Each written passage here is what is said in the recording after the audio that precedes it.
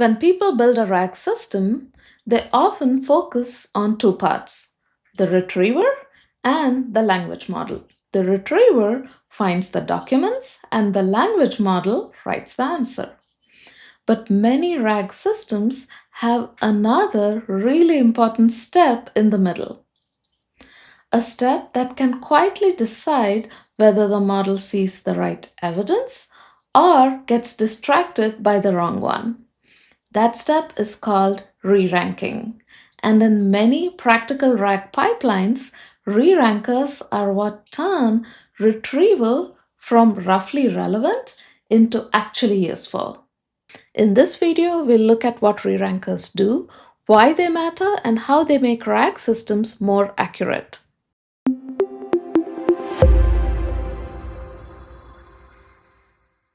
Welcome to Scovia, where we make AI concepts feel like everyday ideas. In a basic RAG pipeline, the system works like this. First, documents get split into chunks. Those chunks are converted into embeddings. The embeddings are stored in the vector database. And then when a user asks a question, that question also gets converted into an embedding. The system searches for nearby vectors. The most relevant chunks get retrieved, and those chunks are inserted into the LLM's context window before generation begins. That's the retrieval loop. The language model itself is not searching the database directly. The retrieval system prepares the context first. This is why RAG systems can answer questions about information the model was never originally trained on. This sounds simple, but the hard part is finding the most useful documents for the exact question being asked. A retriever may return 10 chunks that are all somewhat related, but only one or two may actually contain the answer. If the best chunk is missing, the model may guess. If the best chunk is buried under weaker chunks, the model may ignore it. If a misleading chunk appears first, the model may follow the wrong evidence. This is where re-ranking becomes important. If you're unsure about why a model might get confused with mixed context, please watch our video on LLM context windows. Let's go a bit deeper into the problem using an example. Say a company has an internal HR assistant and the user asks, can employees work remotely from another country for more than 30 days? It might return a chunk about working from home, about manager approval, international travel, a chunk about the tax review, and a chunk that actually says that international remote work is limited to 30 calendar days per year. All of these chunks are related, but they are not equally useful. The LLM needs the chunk with the actual constraint, the one that says employees may work remotely from another country for up to 30 calendar days per year, subject to manager approval and tax review. If that chunk is ranked 5th or 6th, it may not make it into the final context window, or it may be included but surrounded by weaker evidence. So the system retrieved relevant information but did not prioritize the best evidence. That is the retrieval gap that re-rankers are designed to fix. To understand re-rankers, we need to understand why the first retriever is imperfect. Many RAG systems use embedding-based retrieval. The query and the documents are converted into vectors. Then the system finds chunks whose vectors are close to the query vector. This works well when the wording and meaning are broadly similar. But similarity is not the same as usefulness. A chunk can sound similar to the query without answering it. And sometimes the problem is not that the retriever misses the topic. It finds the right general idea, but it does not know which chunk is most useful. For example, the user can ask, can employees work remotely from another country for more than 30 days? A semantic retriever may return several chunks that are all meaningfully related. One chunk says employees may request international remote work with manager approval. Another may explain tax and immigration review for cross-border work. Another may describe the security requirements for working outside the home country. And another may say cross-border work arrangements are capped at 30 calendar days per year. all of these chunks are semantically relevant. They're about the same policy area, but only one directly answers the question. That is where re-ranking can help. The retriever creates a candidate set. The re-ranker then looks more carefully at the query and each chunk and asks which chunk best resolves the user's actual question. Retrieval is often good at finding the right neighborhood. Re-ranking helps choose the right dir. Here is what is special about re-ranker that the embedding model misses.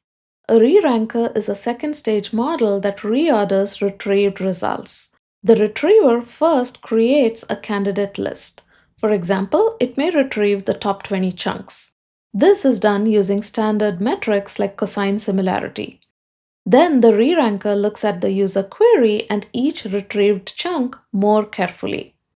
The difference is easier to see with two model types.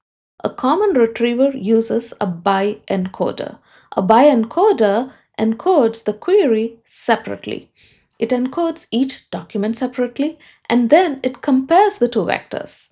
This is fast because document vectors can be pre-computed, but the model does not deeply read the query and the document together.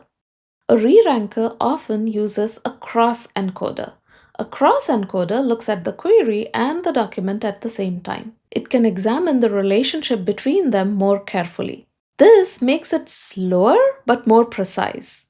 So the usual trade-off is bi-encoders are fast enough to search large collections and cross-encoders are better at judging a small list. That is why re-rankers usually come after retrieval, not before it. Let's go back to the HR assistant. The user asks, can employees work remotely from another country for more than 30 days? And the retriever returns 5 relevant chunks. Some mention manager approval, some mention tax review, etc. etc. Now imagine that a chunk is ranked 5th and the system only sends the top 3 chunks to the LLM. The model never sees the actual limit. Now let's add a re-ranker here. The retriever still returns the same candidates, but the re-ranker compares each chunk against the exact question. The question is about working abroad for more than 30 days. So the chunk with the 30-day cap moves to the top.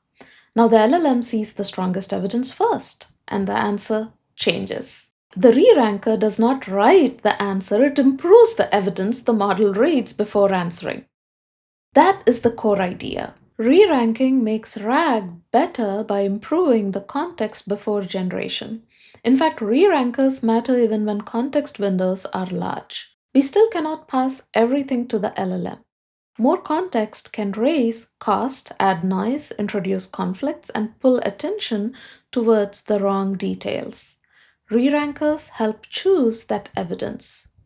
They reduce the chance that the model receives many loosely related chunks, but misses the one sentence that matters. Often the best RAG improvement is better context selection rather than a bigger context window. Re-ranking can be done in a few ways. The most common is cross-encoder re-ranker. It reads the query and each candidate chunk together and then assigns a relevance score. This is more precise than comparing separate embeddings, but it's slower. Some systems use an LLM re-ranker. The LLM compares candidate passages and decides which are most useful. This can improve ranking, especially in list-wise setups, but it adds latency and cost. Others use metadata signals. They may boost newer documents, official policies, or trusted sources. This is useful when relevance depends on freshness or authority, not just text similarity. Many systems also start with hybrid retrieval. They combine dense vector search with keyword search, then re-rank the merged results. The best method depends on the use case. A small internal knowledge base can afford a heavier re-ranker. A high-volume support system may need something faster. Re-ranking improves quality, but it is still a trade-off between accuracy, latency, and cost.